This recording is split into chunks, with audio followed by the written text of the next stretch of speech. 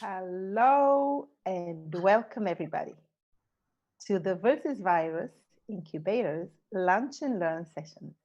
As you know, every Friday we get together and we learn something new that will help you on your journey of becoming a great social entrepreneur. So today with us we have Katrin Hauser.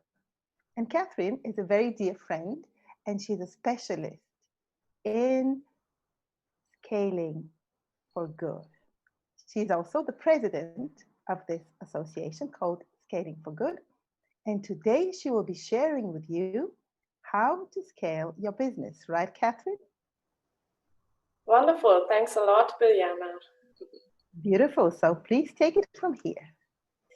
Thank you very much for the warm introduction and also for the invitation. It's a pleasure for me to be here. I first learned about the Versus Virus Hackathon when it started the first weekend. I jumped into it. I was a coach then with one of the teams. So I'm excited to be back in. And I hope I can give you some impulses to the topic of scaling impact.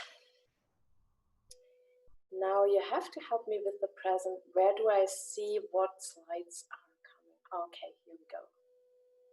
Good. Yeah, maybe before I start with the topic, a short introduction, who's standing in front of you as I'm standing here. I'm a gardener in my private life, but also in my professional life. In my private life, I have a little garden since the beginning of Corona, and I raise my own vegetables there. And in my professional life, I'm preparing soil for development, preparing soil for change, and I'm never doing that alone. I'm always doing it with other experts, other helping hands. That's how I would describe my professional life. My professional background is that I'm a geographer and climatologist, and I'm working self-employed and together with Scaling for Good. So maybe I can shortly introduce you what Scaling for Good is, what we do. Daniel, can you switch the slide? Good. So Scaling for Good is a think and do tank.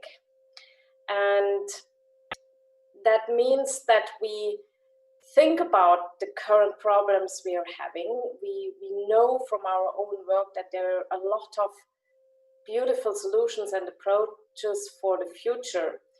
And we see how they're evolving, but what we observed was that it's hard to scale those good approaches which are for a flourishing humanity within the planetary boundaries.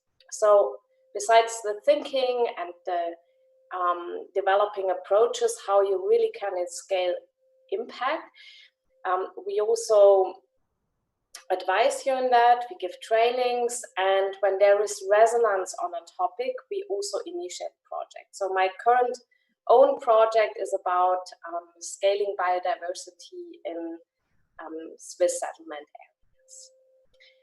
Overall, social transformation is the core and goal of our approach, and I give you here the address of our homepage where you can find some of our thoughts. We always publish blogs, and you also can get in contact with us. So next slide, please.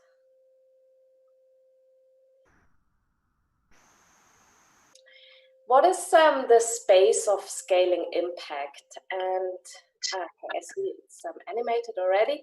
So there are three spaces, and I would like to start with the space of the problem. There's always a problem which we need to solve, or we want to do things better. And that problem, in our case, and also in your case with the Versus Virus Hackathon, is the societal agenda set. Often we're referring to the Sustainable Development Goals, but today we're focusing, and you with your work, you're focusing on the challenges and problems we're facing since this virus is spreading in our society. The problem is also a question of magnitude, and the coronavirus, it's a big magnitude. We all experience that, and we also experience there is no easy way to identify a pain or a benefit from an individual perspective or from one context perspective. It's also a collective perspective and always a trans-contextual perspective in order to frame a problem. What you're working at are the solutions. Solutions can be of technical nature, it can be a product, it can be a service, a new business. It also can be a movement, and it can be a behavioral change. The behavioral change we saw in the beginning when one of our colleagues showed up from the public transport having a face mask. That's a behavioral change. And then there's the space of scaling those solutions, which are always connected with the problem. And since there's that fact, if you change something, if you give a solution into a problem space, the problem space itself changes from the first day on. So this is not something which is a static situation, and you know that best from our current situation. When we talk about scaling, it's always the question about, is it good? I come to that later. There's always the question of impact. What kind of impact, the magnitude of impact, and the theory of change to get to that impact. There's always the system context and the connected system context and the action coherence in that context. When we talk about scaling, it's always about actors' engagement and collaboration.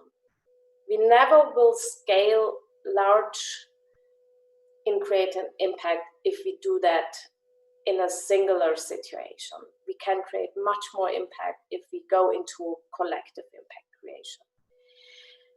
But as you probably also experienced, this is about organization and team. You need a team for that. You need an organization for that. And it's also about risk and resilience. We all experience this currently, that we're facing a lot of personal risks and we're challenged so much at the moment. So we also need to find a way how to stay resilient ourselves. And it's also about financial investment. A lot of us have good ideas. Where do we get the investment from that?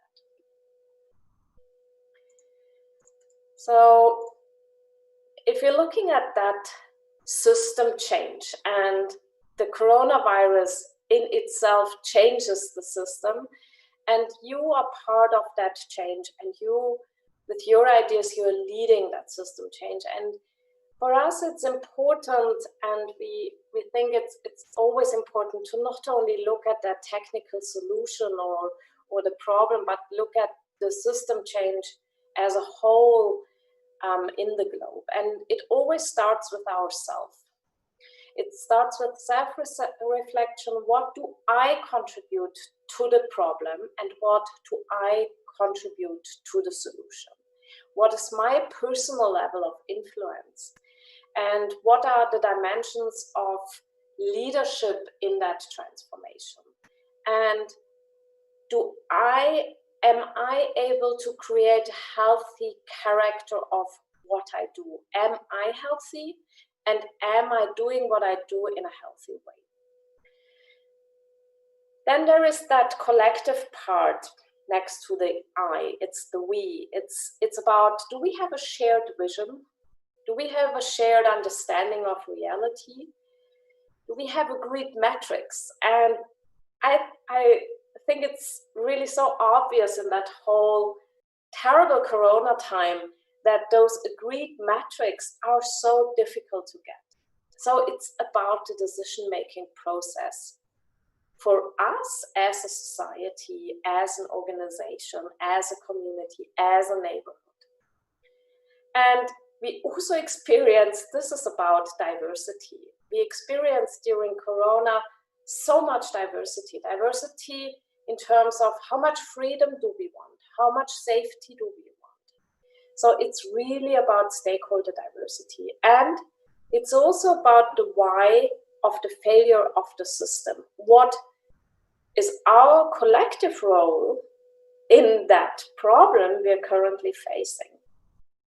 Is there one or is there none?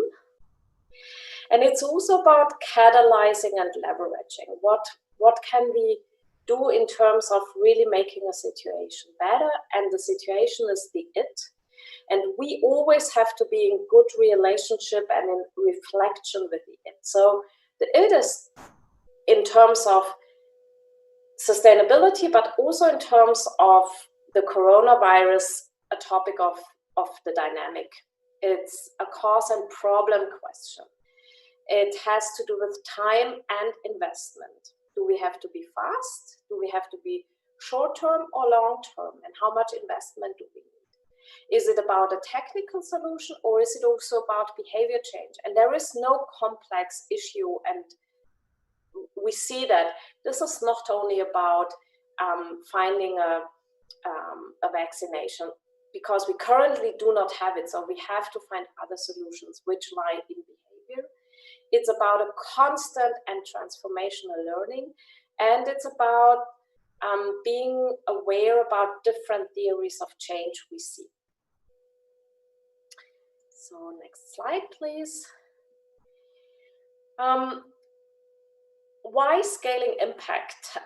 Maybe this is a question you don't see in your current work, but I would like to give you some maybe new or different perspectives on that question. It's about stability of the human habitat, which is currently at stake. It was at stake already before Corona came inside our room. That is the whole biodiversity, the whole climate change topic. And the coronavirus really destabilized our lives. The coronavirus is an urgency to act, as there are those other topics we knew before.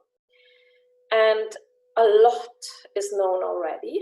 Why should we reinvent the wheel? But with the coronavirus, there's also a lot which is unknown. So how do we deal with the unknown? And scaling is not only about finding solutions, but also about increasing the impact of the solutions.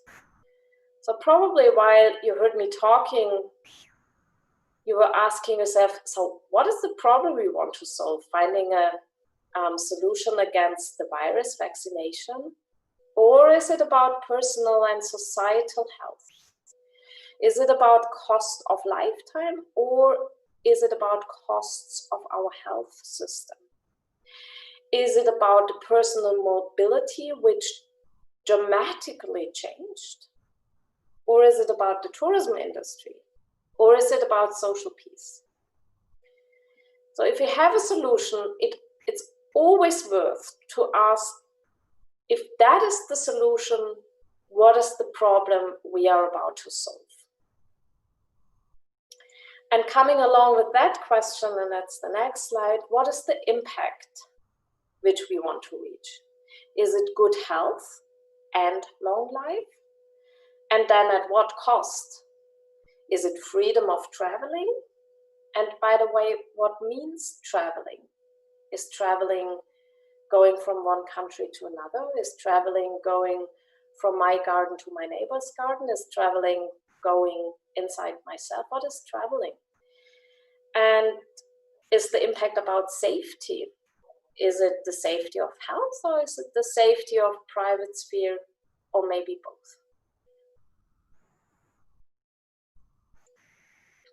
So you all of you are working on solutions, on problems. There are so many problems we're currently facing in that situation. And some of you have business ideas, some of you have service ideas, some of you have behavior change ideas.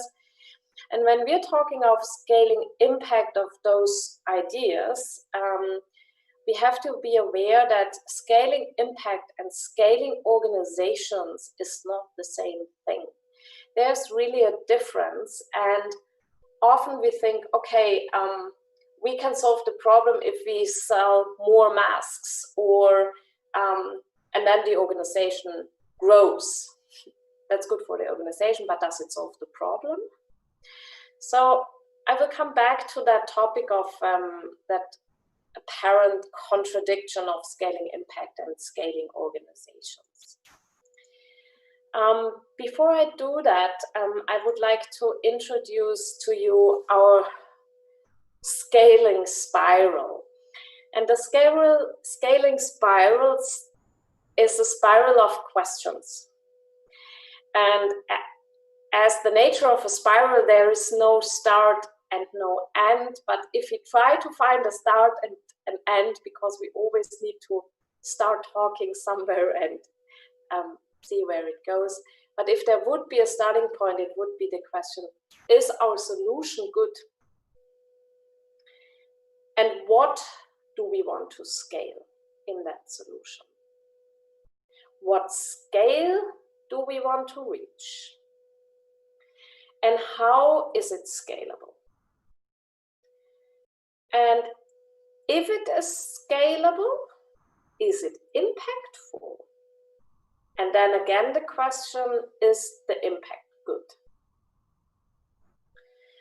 So that question of good is really a hard one.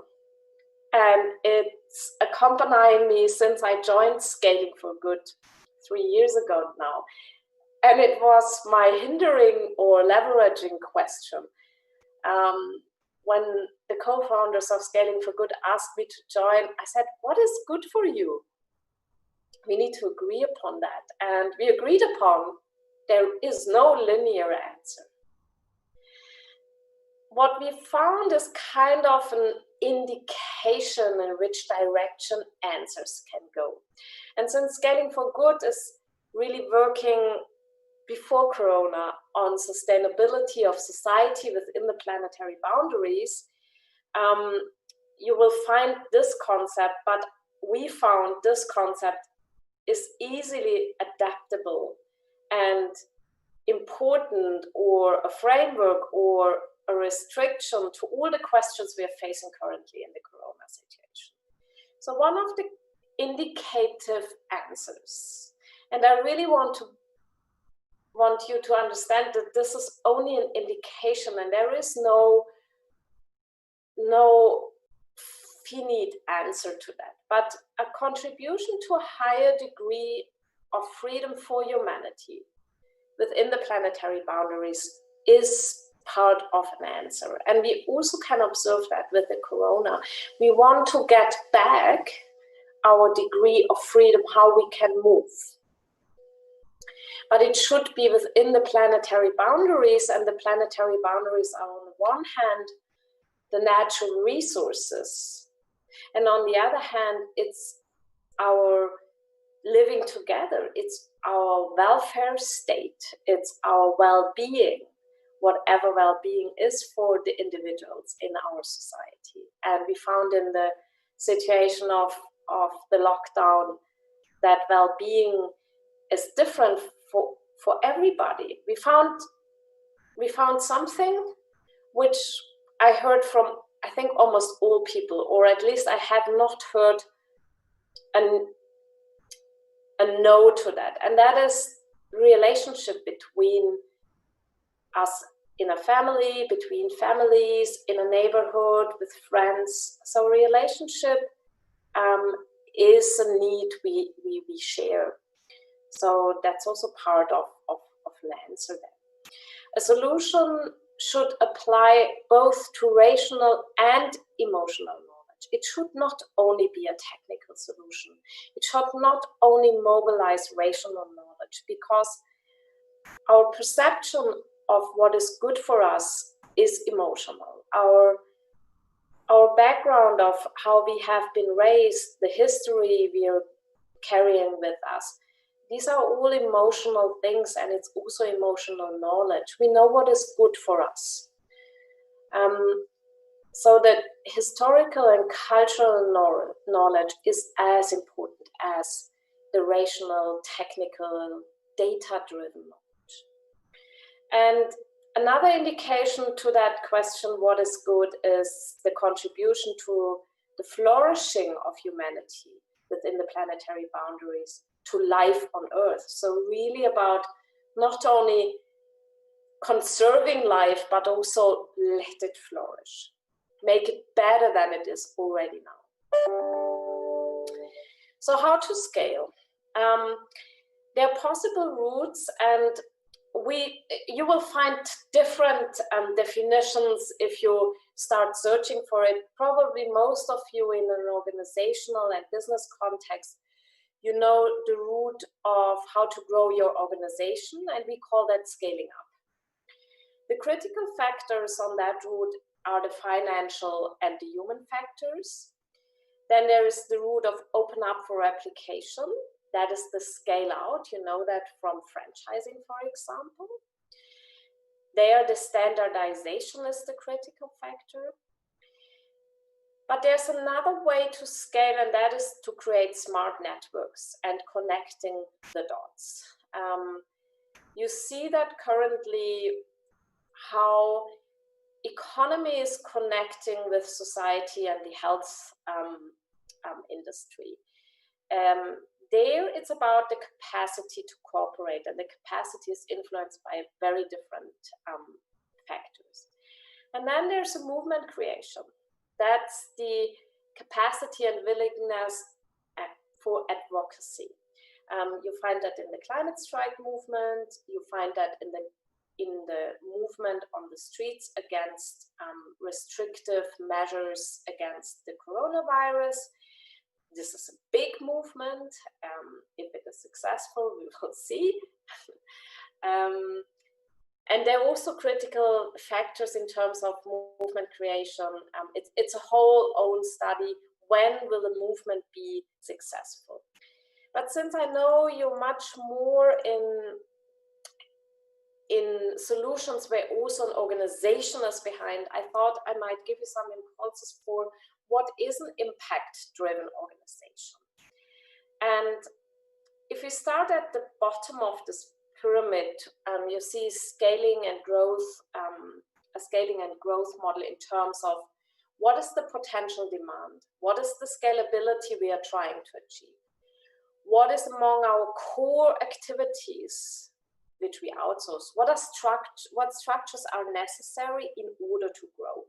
This is the very classical thinking of how to grow an organization. Then you have the business model, which is about the whole topic of who uses, who chooses, who profits, who pays, what is the cost structure, what is our USP. And then you have the impact model, which is really on top of that. And there you ask different questions.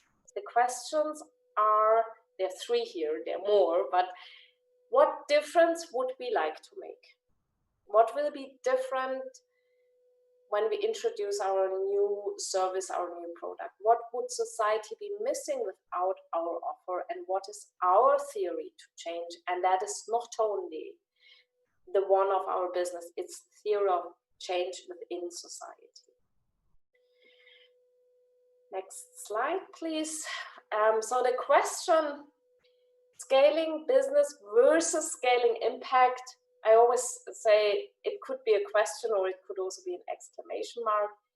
Scaling up or growing a business is about developing the capacity of a company, and if necessary, at the expense of us others. We try to get other customers in order to grow our own company. Scaling for impact implies opening the business to other organizations and to cooperating with them, to externalize business development and to accelerate the systemic transformation which we aim for. It's about connecting much more than competing with similar companies, with other actors in the value chain, with NGOs, public authorities, national and international fund givers. And I think that's the beauty of that versus virus impact incubator, because you have all that in the space. But there are losses. For you as a business, there can be losses. It can be the IP which you lose if you open up. If you make open source, you lose an income opportunity. But those losses can be well compensated by an increased knowledge pool, access to experience and industry know-how, easier access to a well-established customer network. Shared branding can be a topic, and enhanced visibility with more established partners. You can share costs for marketing, for production, for research, and there might be an accelerated transformation of the market or of the society, and in the situation of Corona, of those open questions we are currently facing. Because with every solution you bring, so much changes, and how do we want to change it? So if we come together and exchange those questions, those solution finding processes might be accelerated. At the very end, I would like to give you, it's a slide with a lot of words on it. So I apologize for this, but maybe you can use it afterwards. It's an overview which we always find very helpful if we look about the impact we want to generate, what are potential leverage points. And you find leverage points both in overcoming barriers and in levers. You find them in cognitive and normative situations. So there might be a barrier of behavior. We don't like to sit with the masks in the public transport. How can you make it more attractive for people to do that? Maybe when the masks look nice, maybe with education. A strong lever is if the government says you have to do it, but often we are not so fast in enabling those rules and regulations. There we are at the political levers. There are also barriers, political barriers. There's the lobbyism. We find this also in the situation currently quite strong. There's a strong lobbyism for opening the economy because there's the money. We find topics of existing standards which are terrible, difficult to overcome. We find this in the Corona situation constantly. Then there are those economic barriers. Which one to choose? I don't want to read the whole slide to you. Yeah, maybe the competitiveness is insufficient. It's that part where we see that we don't reach the impact alone, and the business model is difficult to realize alone. We need partners for that. And then you have also system-specific barriers. It can be that you have a huge variety of actors and stakeholders with contradictory needs. And that's exactly what we see at the very moment. So looking at those leverage points might be helpful for your solution as well. Now I'm done. I'm ending with that picture of people sitting together, of people celebrating together at a beautiful, healthy lake. It's the Zurich Lake. And I want to summarize what I introduced you to, again with questions. So what is the problem you want to solve? Look at your solution and ask yourself very, very strictly, if that is the solution, what's the problem we want to solve? In which context is it? Are there neighbor contexts which we need to look at? Is it good or is it not good? What is good and what is not good? And who defines what is good and what is not good? And what are the impacts you're aiming at? And what are the unintended impacts you're not aiming at? We often forget that, and we see that in that situation so clear. We introduce a measure, works for 1 week, and the next week we realize, oh, there's an effect we never thought about. So it forces us to constantly allow ourselves to reflect on, is what we introduced good? Is there a pathway or another pathway? Is there only one pathway, or are there several pathways to scale the impact? And what about relationship? And I really want to emphasize this relationship. We experience this again in the Corona situation, is what carries us, what allows us to survive. We would not have survived that situation without good relationship, may it be in your personal life. But also if you look at the value chains, which were the value chains in industry which suffered, or which ones were the ones which were agile and robust? If you do have a good relationship with your suppliers, you will be able to react to changes. So relationship, what about relationship in your solution? And what thoughts just enter your mind when you hear me talking? Thank you very much for your attention. Thank you very much, Katrin. I want to invite now our participants to unmute themselves and kind of pose the questions that have come into their minds while they have been listening to you. Is this okay? Okay, so please unmute yourself and let Katrin know, what have you been thinking about?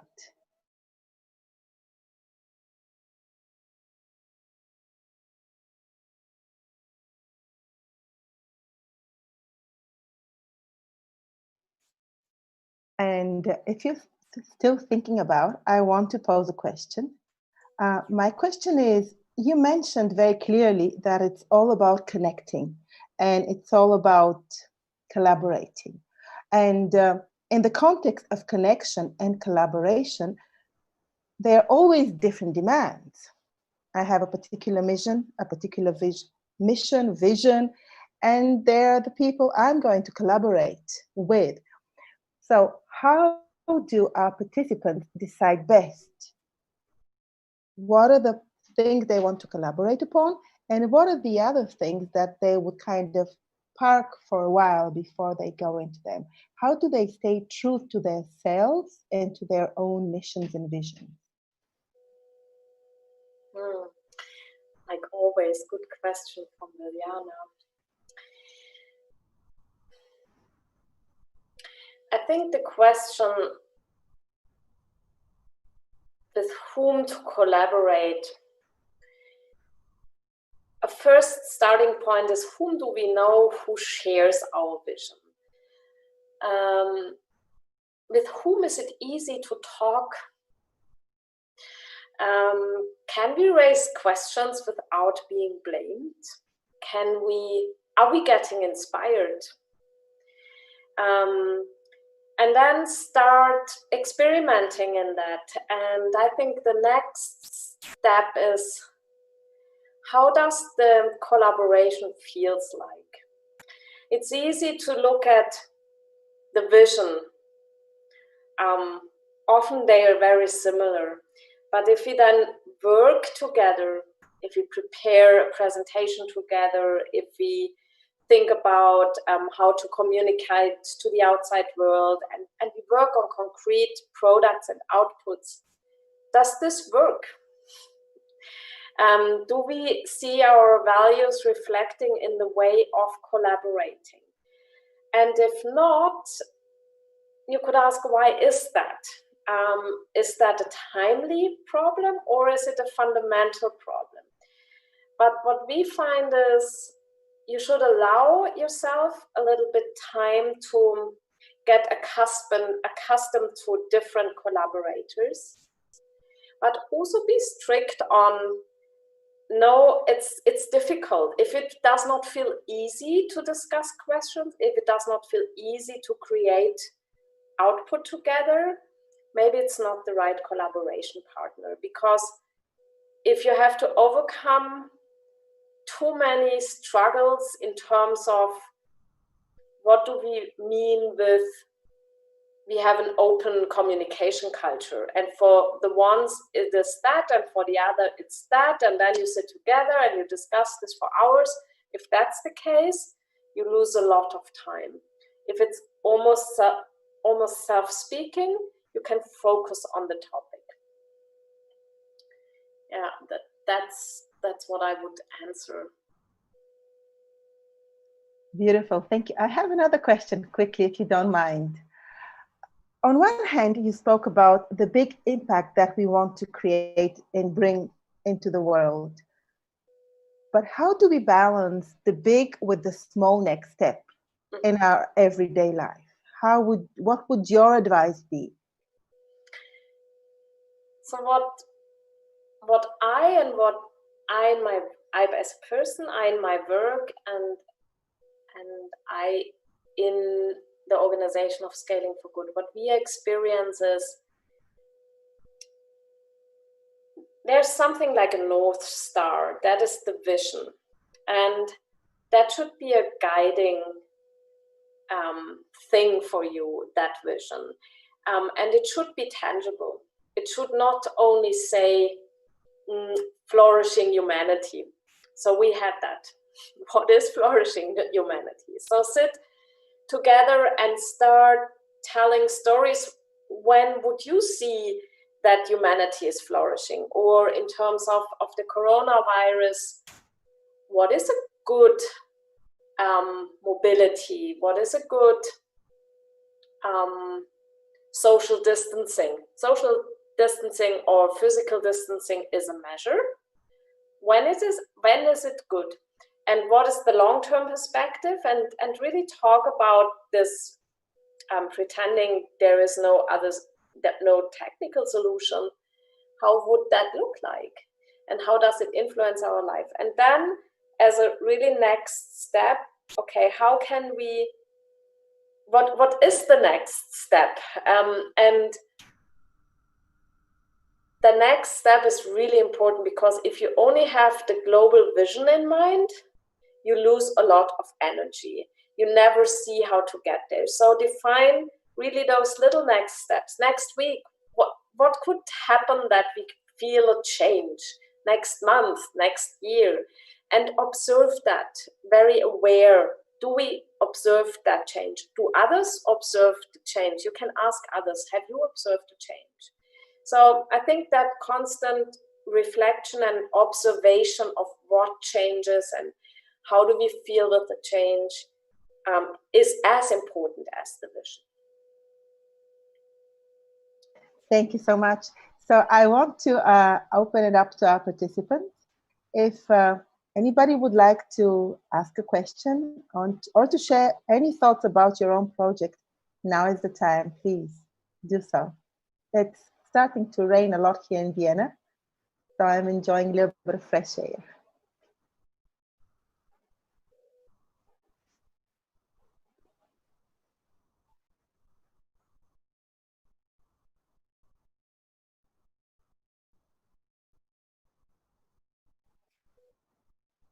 One last chance.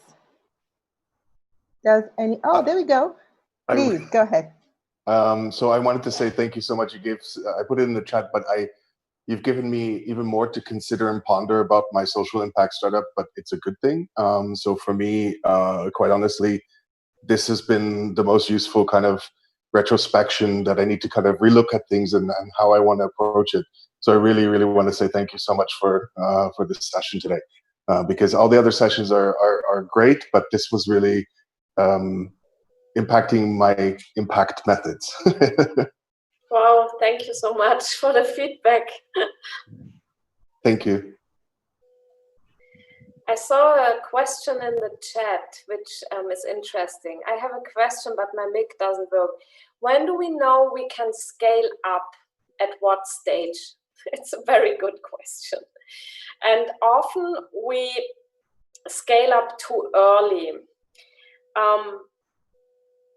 So there's a whole bunch of questions which you can answer, and I will send you afterwards a link. There's a really, really nice framework from Spring Impact, which have sorted all the questions which you should consider. But I think one of the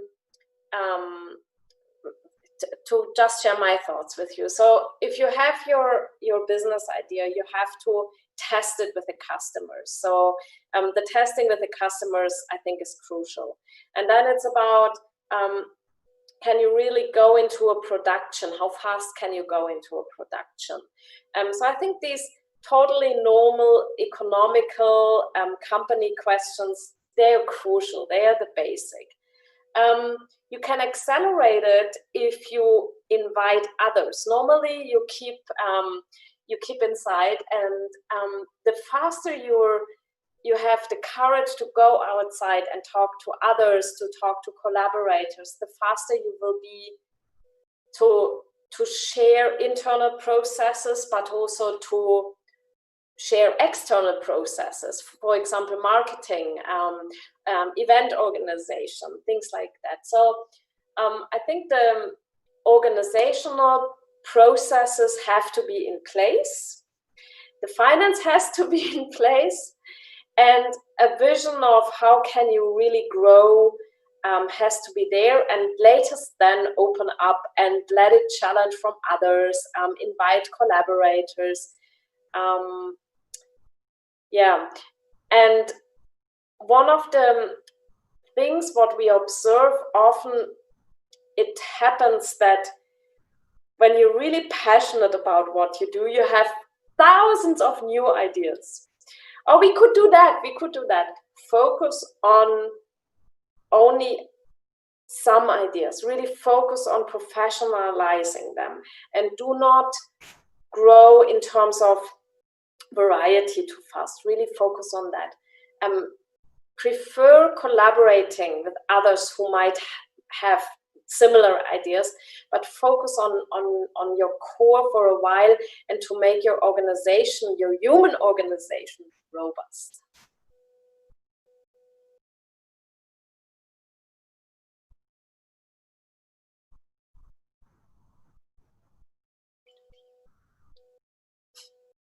No, we don't hear you.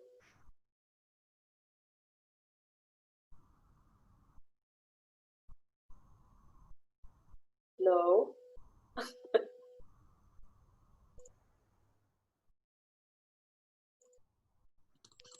Now we hear you. Okay, beautiful. Thank you so much. Is there anybody else who would like to share anything? If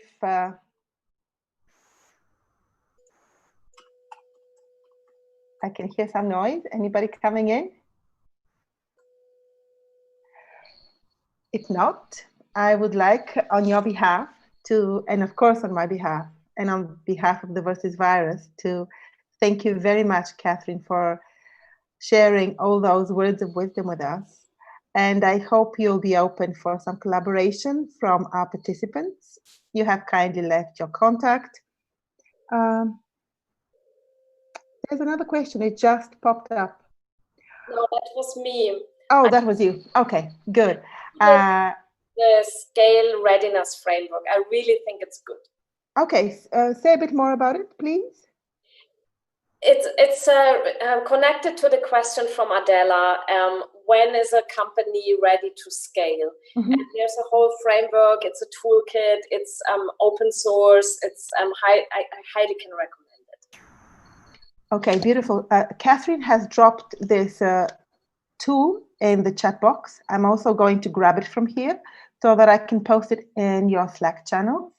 And that tool will allow you to assess if you're ready to scale, right, Katrin? Yes. So thank you very much. I am really happy that we have had you today. And next week, we're going to share with you, and our own Darian Hunziker is going to share with you how to build communities. And this is part of connecting. And this is part of connecting the dots and opening up and collaborating. So please do show up to learn next week how to build communities. Thank you so much. Thank you, Katrin. Thank you, everybody. And have a lovely, lovely weekend. Bye-bye. Bye.